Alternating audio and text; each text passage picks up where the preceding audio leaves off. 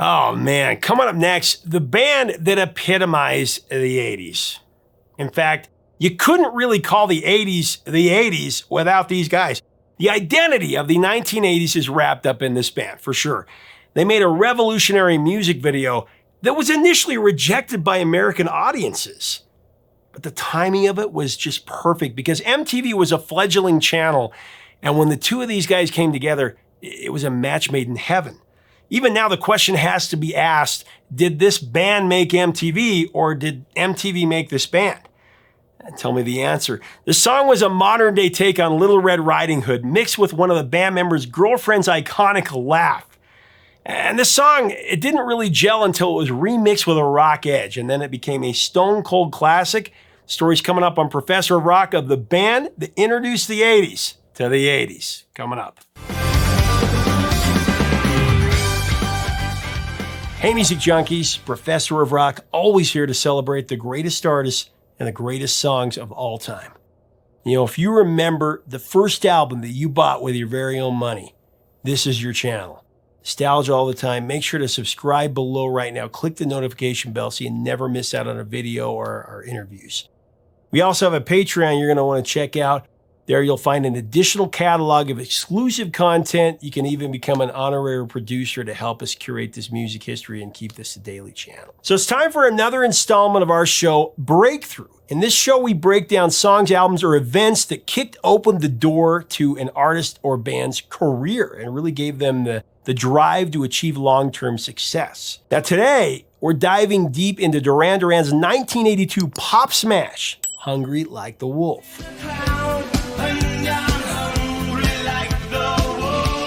For this period in Duran history, the cast includes the golden era lineup of Simon Le Bon, vocals, Nick Rhodes on keyboards, and the trio of Taylors, Andy on guitar, John on bass, and Roger on drums. Now, when Duran Duran released their second album, Rio, in May of 1982, it didn't take long for it to become a worldwide hit. It broke into the top of the charts in several countries. It went to number 3 in Finland, number 2 in the UK, and New Zealand, and it went to number 1 in Australia and Canada.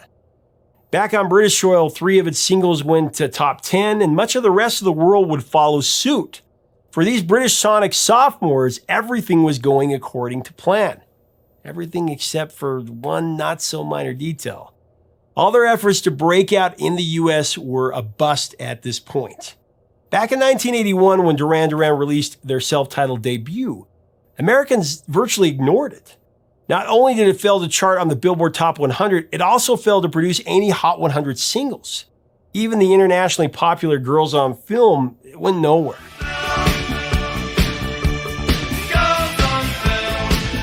And you know, things didn't get any better with Rio. Once again, there was no chart action whatsoever, not for the album and not for the singles.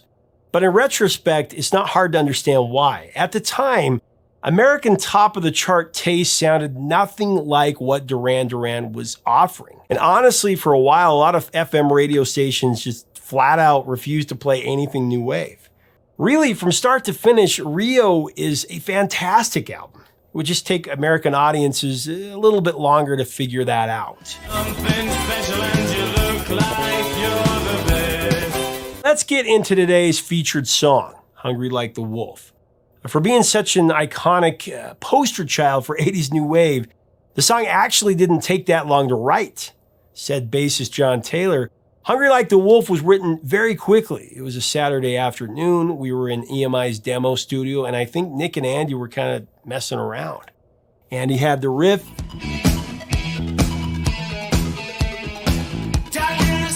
Nick developed the sequence. Simon had a thing. Roger came in and played. When I came in, they'd been working for maybe 2 hours, and I just knew exactly what to play.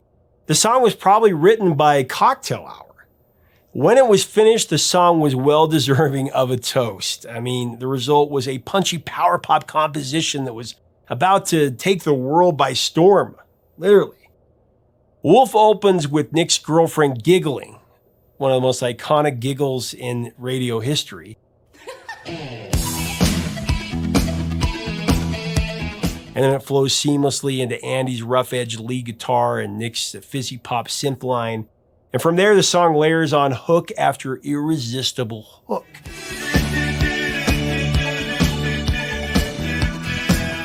They truly created a composition so deliriously catchy. There's just no denying it.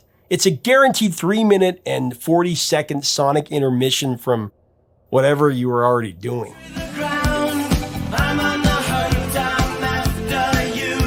The lyrics themselves are an intentional parody of Little Red Riding Hood. You know, girl meets wolf, wolf wants girl, and goes to great lengths to get his paws on her.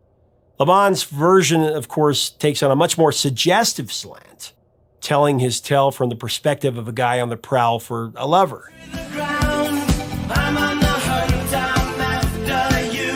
Though at times the meaning of Laban's lyrics aren't always exactly clear.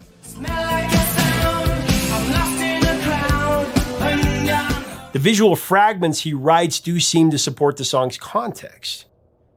Simon actually cited The Doors' Jim Morrison as an influence for the lyrics as well. You know, he said he was the Lizard King, the animal spirit god. The idea meant a lot to me, and I tried to get into my music. While we were standing there wearing Anthony Price suits and lip gloss, there was a thriving, scaly thing inside of us. That image thing was just a decoy. But regardless of some of the song's more cryptic lyrics, singing along isn't a problem. Hungry Like the Wolf is simply a spectacular, masterful pop hit, a sing-along classic.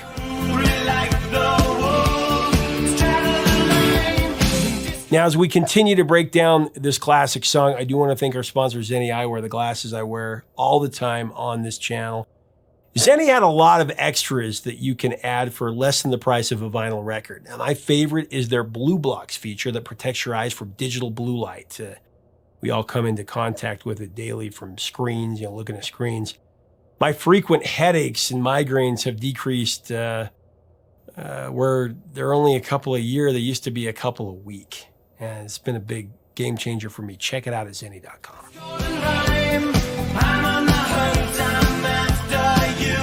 Hungry Like the Wolf would be Rio's second single, and it was released on May 4th, 1982 in the UK. Now, since Duran Duran had already built up a sizable following there in the wake of their first album, the song climbed all the way to number 5. It was released in the US about a month later, June 7th, 1982.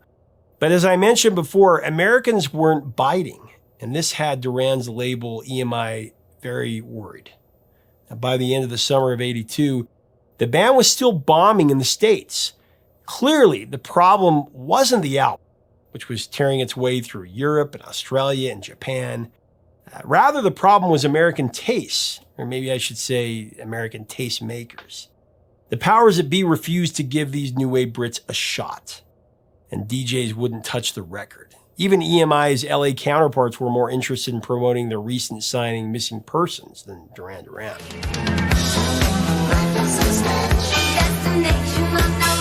EMI's British owners Paul and Michael Barrow, they were desperate for a US hit, so they did their homework.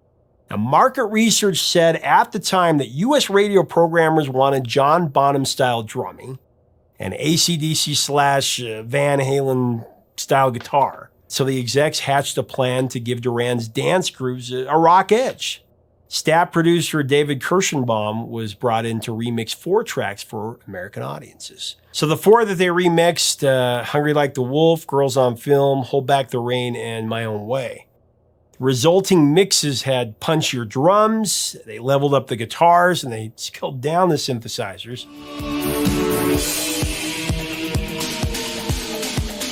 For Hungry Like the Wolf, the arrangement was tightened to accentuate the insanely catchy chorus and the do, refrain.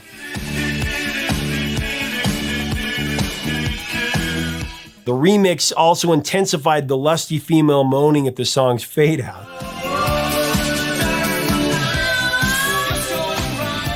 The label then released the tracks as a 12-inch EP called Carnival. Now, this was in late September of '82. And slowly, very slowly, American rock stations began playing the newly mixed Hungry Like the Wolf. In October, Carnival made it onto the Billboard chart. Came in at number 98 for a single week. It wasn't much, but hey, Duran Duran had finally charted in America. But as important as Carnival was for Duran Duran's American breakthrough, there was much more to come. In fact, for months Another part of the plan had been in play, and when it was done, it would turn the band's fortunes around for good. It all began with a promo that an upstart music video network absolutely hated. So going back to the end of the Rio sessions, Duran Duran had made a video for their song The Chauffeur, one of their best songs. Sit beside me, so new and charming. Its contents were in a similar vein as their previous video for Girls on Film, and let's just say it wasn't very family friendly.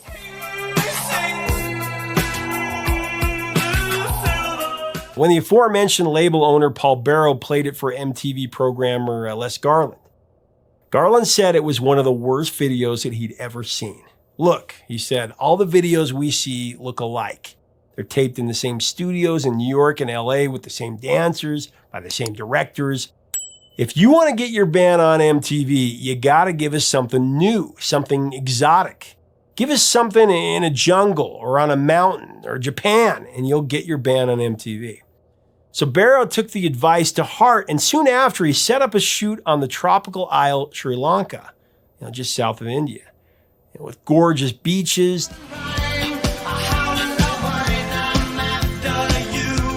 temple ruins, vibrant people, exotic bazaars, and low production costs to boot. It was the perfect setting.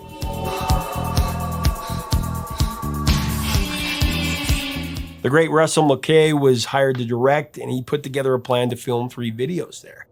Hungry Like the Wolf, Save a Prayer, and Lonely in Your Nightmare.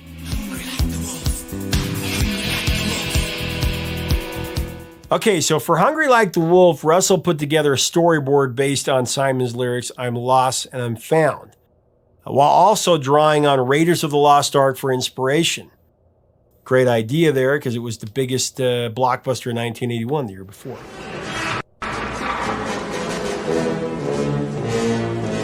Simon Le Bon, topped with a fedora, channeled his inner Indiana Jones to trek through sweltering jungles and crowded third world streets.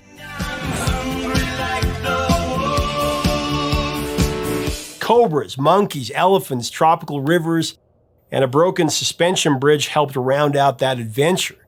But in true Duran Duran form, the imagery and subject matter was also overtly provocative, especially when Simon hunts for a girl in the jungle to sounds of panting and moaning.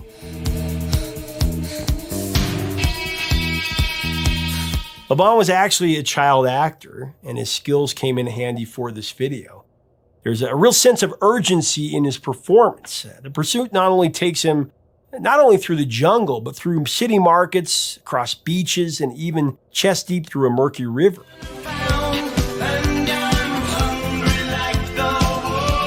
But Le Bon isn't the only one on the hunt. Throughout the video, we follow the rest of the band, who are likewise searching for Simon, and then there is one of the most stylized scenes from early 80s MTV.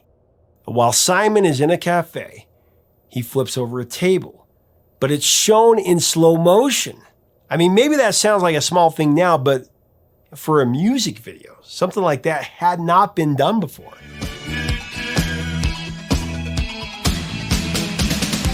After the video was finished, MTV program director Les Garland and his staff were back in New York screening new videos.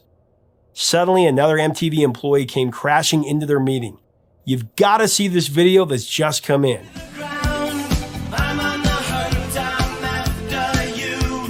As Garland watched Hungry Like the Wolf, he was blown away. The band, who had months before shown him something that he thought was truly awful, had just gone from worst to first. He proclaimed Wolf the best video that he'd ever seen.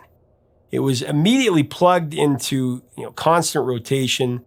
It was featured prominently, and neither band nor network would really ever be the same again.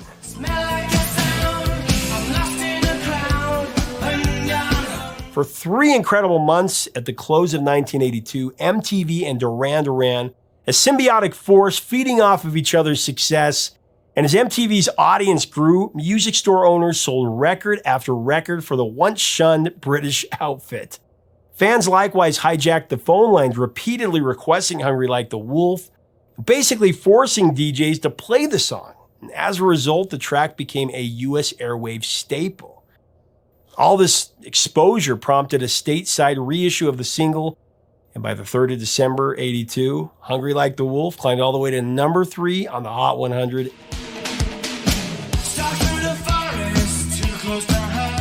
It should have been a number 1 hit, let's be honest, let's be clear. But it did go to number 1 on the Top Rock Tracks chart.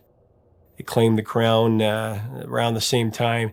You know, this was really the first song ever to become a hit single thanks to the exposure from MTV. They were just linked together. Said John Taylor, we had been in Sri Lanka just 8 days, but we had filmed iconic footage that would define Duran Duran for a generation. There is no doubt that the work we did in Sri Lanka created a huge shift in the way we were perceived by the global music buying public. We were no longer just an urban club band, famous for our sharp clothes and snazzy haircuts.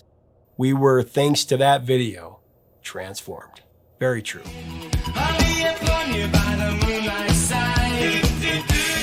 At the close of 1982, their fortunes had completely changed. Duran Duran was in New York. They were starring in MTV's New Year's Eve Rock and Roll Ball. The band played for an hour to a full house and an estimated 8 million television viewers. It was the channel's highest rating show up to that point. As 1983 kicked into gear, it was clear that Americans were under heavy fire. There was no holding back the force of the second British invasion, and Duran Duran was leading the charge.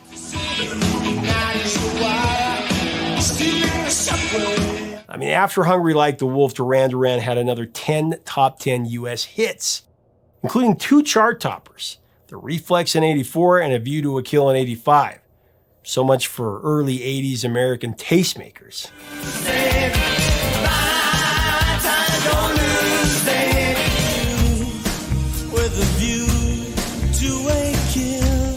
The Hungry Like the Wolf rebrand, it would reinvent what it meant to be a pop star in the 80s. I mean, it was rock that you could dance to and look at as well. Duran Duran scaled the globe from 1982 on. From the largest cities to the smallest of towns, they stirred up my little town of Blackfoot, Idaho. Everybody was clamoring for their records. They're sold out everywhere. I remember sneaking into my sister's room to steal her Rio LP and her Tiger Beat magazine because they were on the cover. Articles about them, I could read about them.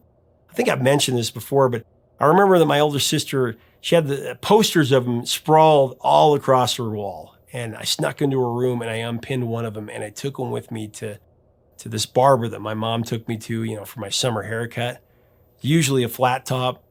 I mean, the barber's nickname was Hatchet Jack for very good reason.